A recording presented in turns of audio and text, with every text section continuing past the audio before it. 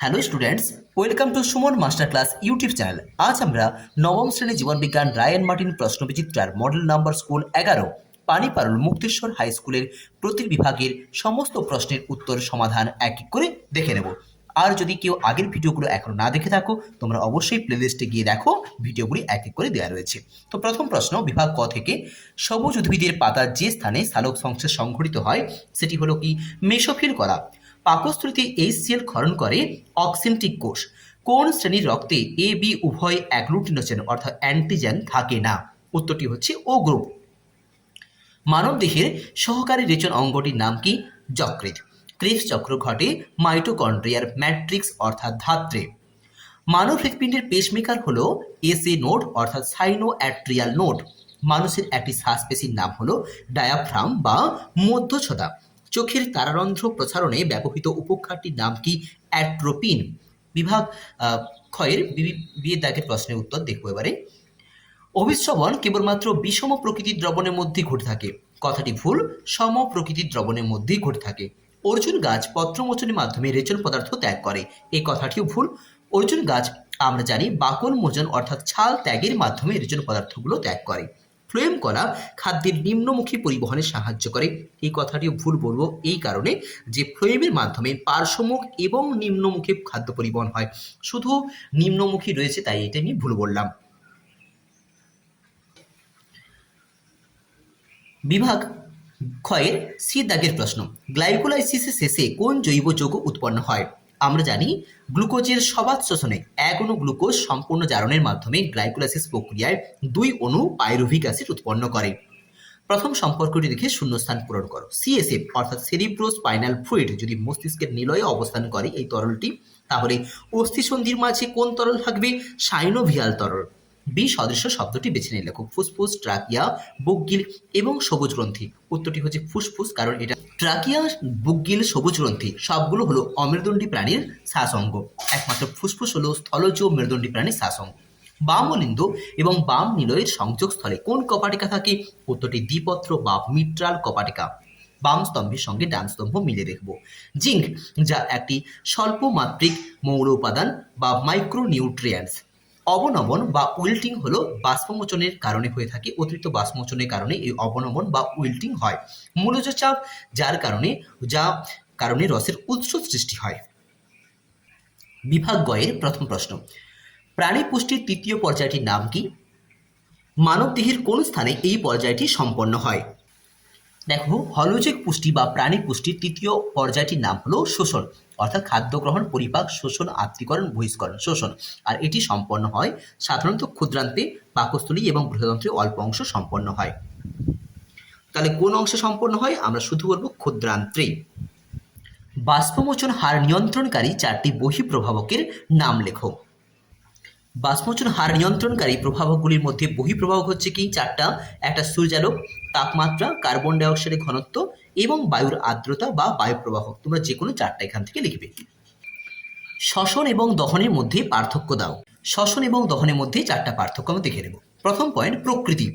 শ্বসন একটি নিয়ন্ত্রিত জৈব রাসায়নিক প্রক্রিয়া, যেখানে দহন একটি হলো অনিয়ন্ত্রিত ভৌত রাসায়নিক প্রক্রিয়া।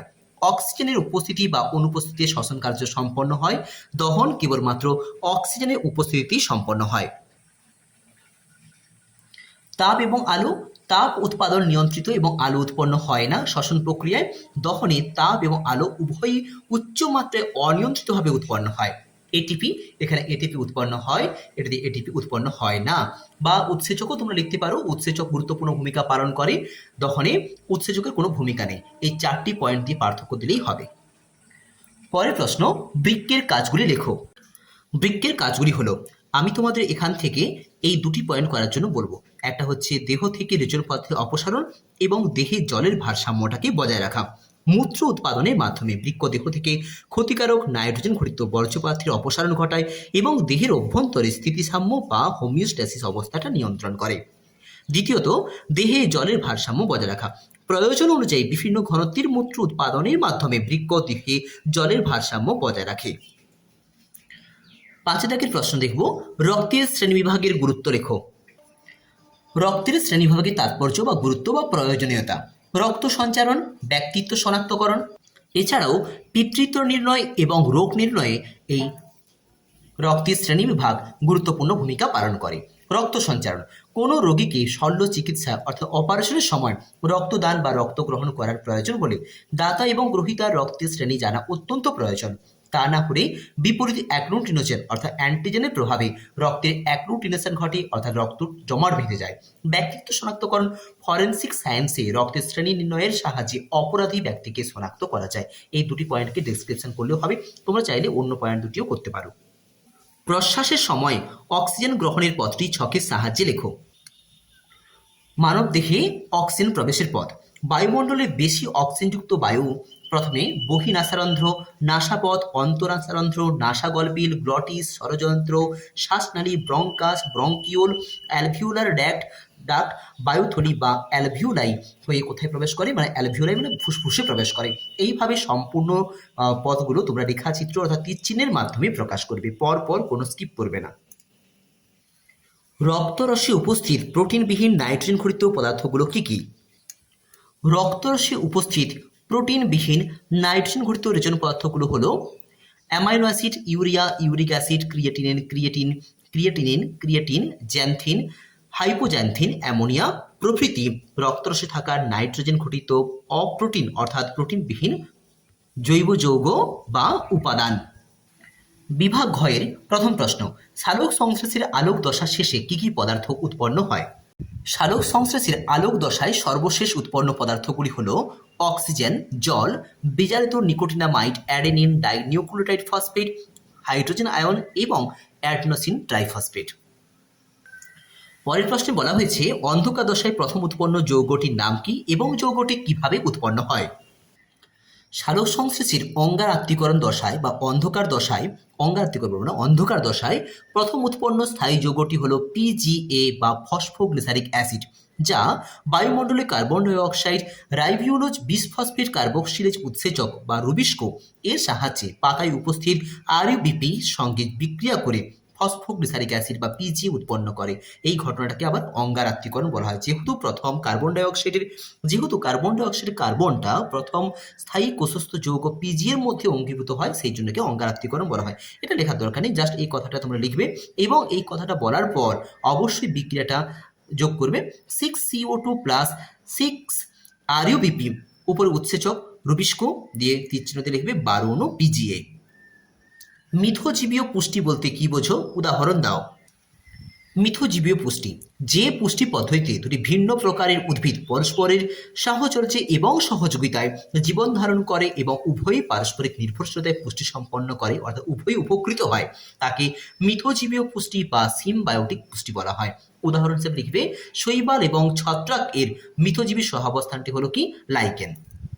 সুষম খাদ্য কাকে বলে? যে সকল খাদ্যের বিভিন্ন প্রকার উপাদান অর্থাৎ কার্বোহাইড্রেট, প্রোটিন, ফ্যাট, ভিটামিন, খনিজ লবণ, জল যথোপযুক্ত পরিমাণে অর্থাৎ যথার্থ অনুপাতে উপস্থিত থেকে কলাকোষের বৃদ্ধি, শারীরবৃত্তীয় কার্য, রোগ নিয়ন্ত্রণ প্রভৃতি কার্যগুলোকে নিয়ন্ত্রণ করে, সেই সমস্ত খাদ্যকে বলা হয় সুষম খাদ্য বা ব্যালেন্সড ডায়েট। একজন প্রাপ্তবয়স্ক ব্যক্তির মৌলবিপাকীয় হার অর্থাৎ যদি পুরুষ হয়ে থাকে তার মানটা হবে 40 kilo calorie per metre square দেহতল পার ঘন্টা। মানুষের রক্ততঞ্চন পদ্ধতিটি সংক্ষেপে বর্ণনা করো। প্রশ্নটি আগের অনেকগুলো মডেল স্কুলে আলোচনা হয়েছে, তোমরা 338 রায়ান মার্টিন সহায়িকা থেকে এটা করে নিতে পারো বা অন্য কোনো টেক্সট বই থেকেও করতে পারো। আমি তোমাদের সুবিধার জন্য আরেকবার ছবিটি সামনে দেখিয়ে দিচ্ছি। রেচনে যকৃতের ভূমিকা আলোচনা করো। রেচনে যকৃতের ভূমিকা দেখতে পাচ্ছি আমরা। ইউরিয়া উৎপাদন এবং বিলিরুবিন বা বিলিভার্ডিন উৎপন্ন করতে যকৃৎ যেভাবে সাহায্য করে লেখা রয়েছে। উত্তরটি রায়ান মার্টিন সহায়িকা 369 পেজে রয়েছে, তোমরা সেখান থেকে করে নিতে পারো, অন্য কোথাও থেকেও করতে পারো। প্রদত্ত উৎসেচকগুলি উৎসস্থল, সাবস্ট্রেট এবং উপজাত পদার্থের নাম লেখো। পেপসিন, সুক্রেজ এবং লাইপেজ। পেপসিন যা প্রোটিন জাতীয় খাদ্যের উপর ক্রিয়া করে অর্থাৎ এটা হচ্ছে সাবস্ট্রেট। প্রোটিনটা উৎস পাক গ্রন্থি থেকে উৎপন্ন হয়, পাকস্থলীয় পাক গ্রন্থি থেকে, যা সবশেষে উৎপন্ন করে কি? পেপটোন অর্থাৎ পরিপাকলব্ধ পদার্থ অর্থাৎ কি উপজাত দ্রব্য। এরপর সুক্রেজ যা ক্রিয়া করে সুক্রোজ জাতীয় খাদ্যের উপর, এটি খরিত হয় ক্ষুদ্রান্ত্রের আন্তরিক গ্রন্থি থেকে এবং সবশেষে উৎপন্ন করে গ্লুকোজ এবং ফ্রুক্টোজ। লাইপেজ এই উৎসেচকটি ক্রিয়া করে ফ্যাট বা ট্রাইগ্লিসারাইডের উপর, অর্থাৎ এটা হচ্ছে সাবস্ট্রেট, এবং এটি ক্ষরিত হয় পাক গ্রন্থি, অগ্নাশয়, আন্তরিক গ্রন্থি সমস্ত জায়গা থেকেই এই লাইপোলাইটিক উৎসেচকটি ক্ষরিত হয় এবং এটির উপজাত দ্রব্য হিসাবে ফ্যাটি অ্যাসিড এবং গ্লিসারল উৎপন্ন করে। পরিপাক ক্রিয়ায় পিত্তরসের ভূমিকা কী? পিত্তরসের কাজ, ভূমিকা বা কাজ: সোডিয়াম টরোকোলেট, সোডিয়াম গ্লাইকোকোলেট নামক পিত্ত লবণ ফ্যাটের বড় দানাগুলোকে ছোট ছোট কণায় বিভক্ত করে অবদ্রবে পরিণত করে, ফলে ফ্যাটের পরিপাক ক্রিয়াটা বৃদ্ধি পায়। একই সঙ্গে পিত্ত লবণ ফ্যাটে দ্রবীভূত ভিটামিন এ, ডি, ই কে শোষণে সাহায্য করে। মানব হৃৎপিণ্ডের লম্বচ্ছেদের চিত্র অঙ্কন করে প্রদত্ত অংশগুলো চিহ্নিত করো। বাম নিলয়, নিম্ন মহাশিরা, মহাধমনী এবং ত্রিপত্র কপাটিকা। এখানে সম্পূর্ণ ছবি দেখানো হয়েছে। ছবিতে বলা হয়েছে বাম নিলয়, অর্থাৎ এই অংশটি হচ্ছে বাম নিলয়। তারপর নিম্ন মহাশিরা, অর্থাৎ এইটি হচ্ছে নিম্ন মহাশিরা। মহাধমনী, অর্থাৎ বাম নিলয় থেকে যে রক্তবাহ দ্বারা সারা দেহে রক্ত ছড়িয়ে পড়ছে সেই অংশটির নাম মহাধমনী। সবশেষে ত্রিপত্র কপাটিকা, অর্থাৎ ডান অরিন্দ এবং ডান নিলয়ের সংযোগস্থলে যে কপাটিকা রয়েছে তার নাম কি? ত্রিপত্র কপাটিকা। তোমরা সম্পূর্ণ ছবিটা প্রথমে এঁকে নিয়ে তারপর এই চারটি অংশ চিহ্নিতকরণ করবে। একটি নেফ্রনের চিত্র অঙ্কন করে প্রদত্ত অংশগুলো চিহ্নিতকরণ করো। বাউমের ক্যাপসুল, নিকটবর্তী সংবর্ত নালিকা, হেনলির লুপ এবং সংগ্রাহী নালিকা। ম্যালপিজিয়ান নেফ্রনের প্রথম অংশ, ম্যালপিজিয়ান কণিকার প্রথম যে কাপ সদৃশ অংশটি তার নাম কি? বাউমের ক্যাপসুল। তারপরে অংশ নিকটবর্তী সংবর্ত নালিকা, এই অংশটা ম্যালপিজিয়ান মানে বাউমেন ক্যাপসুলসের পর থেকে যে বৃক্ক নালিকার প্রথম অংশ হলো নিকটবর্তী সংবর্ত নালিকা, যার অপর নাম আমরা জানি যে পরা সংবর্ত নালিকা বা পিসিটি। এরপর হেনলির লুপ, এই যে ইউ আকৃতি অংশটা হেনলির লুপ, আর সবশেষে কোনটা? সংগ্রাহী নালিকা। এই সংগ্রাহী নালিকা দেখানো হয়েছে। এখানেও একই রকমভাবে সম্পূর্ণ ছবিটা প্রথমে এঁকে তারপর এই চারটি অংশ চিহ্নিতকরণ করবে। আজকের এই আলোচনা তোমাদের মনোগ্রাহী হলে অথবা এই ধরনের আরও নিত্য নতুন ভিডিও পাওয়ার জন্য এই চ্যানেলটিকে সাবস্ক্রাইব করে আমার পাশে থেকো। মনোযোগ সহকারে দেখার জন্য সবাইকে ধন্যবাদ। সবাই খুব ভালো থেকো এবং নতুন টপিকটি আসার আগে তোমরা এই আজকের এই আলোচনাটা ভালো করে একবার রিভাইজ করে নাও, ভালো করে দেখে নাও। যদি কোনো জায়গায় বুঝতে অসুবিধা থেকে থাকে তোমরা আমাকে অবশ্যই কমেন্ট করতে পারো। ধন্যবাদ।